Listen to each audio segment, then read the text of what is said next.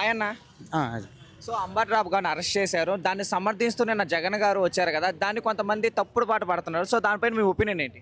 Opinion ఏముందండి, ఆయన బూతులు తిట్టాడు. అది ఆల్రెడీ అన్ని మీడియాలలో ప్రతి ఒక్కరికి ఇప్పుడు మొబైల్ ఉన్నాయి, ప్రతి ఒక్క ఇండ్లు చూస్తుంది. చూస్తున్నారు కాబట్టి ఇప్పుడు ఈ జగన్ గారు ఏమన్నారంటే ఆయన చూడాలి, ముందు చూడలే.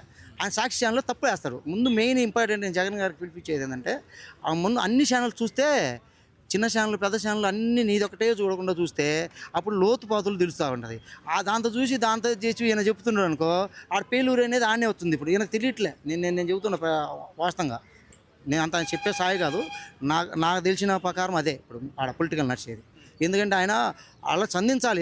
ఎందుకు ఆడవాళ్ళ జోలు వెళ్తున్నారు, ఏదైనా రాజకీయంగా ఎదుర్కొందాం, నేను ఉంటాను, మీకు ఇబ్బంది లేదు, మీరు ఎందుకు బూతులు తిడుతున్నారు, బూతులు ఎందుకు వస్తాయి? ఇప్పుడు నాకు రాలేదు బూతులు, మరి అన్నపురాలు తిట్టడానికి నేను రాలేదు ఎవరికి తిట్టడానికి.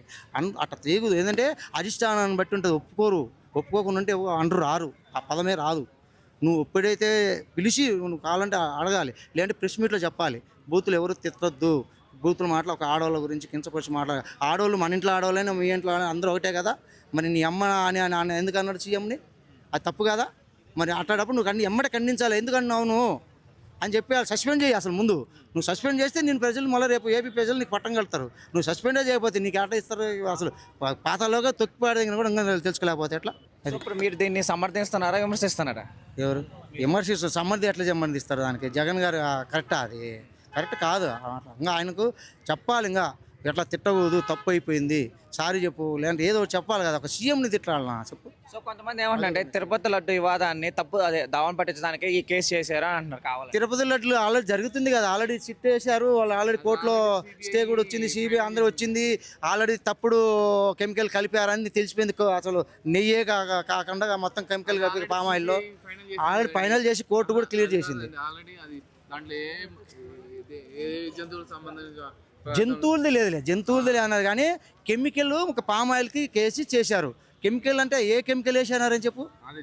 అది ఇప్పుడు హిందూ మతాన్ని కించపరిచినట్టే కదా, వేరే వేసి ఒక నెయ్యితో చేసిన అని చెప్పి మీరు చేసి చేయటం తప్పు కదా. అది ఎంతమంది తినింటారో చెప్పు అని. ఎంతమంది వేల కోట్ల 20 కోట్ల లడ్లు తయారు చేశారంట. మరి ఎంతమంది తినింటారు? ఒక హిందుస్థానంలో ఎంత ఇది చేసినట్లు లెక్క. అది కల్తీ ఆయిల్ అంటే ఇప్పుడు తేల్చిండ్రు, చెప్పేసారు, అయిపోయా. కానీ ఇక్కడ కల్తీ ఆయిలే కదా అది జరిగింది. కల్తీ అంటే కల్తీ కదా. నువ్వు ఏం కలిపావు అనేది నెయ్యితో చేయాలి కదా. నువ్వు నెయ్యితో చేస్తా అని చెప్పి డేరా బాబాది ఇచ్చి డేరా బాబే కదా కలిపినదని చెప్పి కదా ఇప్పుడు అన్ని ఆరోపణలు వచ్చేది. మరి అది తప్పు కదా కల్తీ ఆయిల్తో చేయటము. ఎంతమంది తింటారు? అందులో ఫుడ్లో కూడా అదేనంట పెట్టింది, నెయ్యి అని. అది తప్పు కదా. అది కరెక్ట్గా నువ్వు ఖండించాలి, తప్పు అయిపోయిందని చెప్పుకోవాలి కావాలంటే. ఇప్పుడు జగన్ 2.0 వేరే లెవెల్లో ఉంటుంది, అందరికి సినిమా చూపిస్తామని అంటున్నారు. దాని గురించి ఆల్రెడీ చూపించి నాకు ఆయన సినిమా చూపించారు. ఆయన సినిమా నుంచి కోలుకుంటే చాలు మనకి. పాతాలోకన బండి నుంచి మళ్ళీ కోలుకుంటే బెటరు. సినిమాల నుంచి ఎందుకు చూపిస్తారు? ఎందుకు ప్రజలు చూపించారు కదా, అయిపోయింది.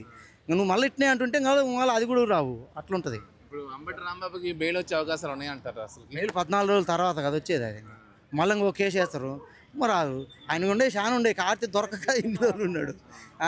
నువ్వు ఆడవాళ్ళని కించపోసేది అధికారం చేతిలో పెట్టుకొని కావాలని ఏం లేదు. అంటే ఇప్పుడు వైసీపీ ఉన్నప్పుడు అందరినీ అట్లే చేయలే. చంద్రబాబు నాయుడు 40 రోజులు 50 రోజులు పెట్టాలి, అందరినీ పెట్టలే. అప్పుడు నాయకులు అందరినీ, పట్టాభిరాముని కూడా పెట్టలే.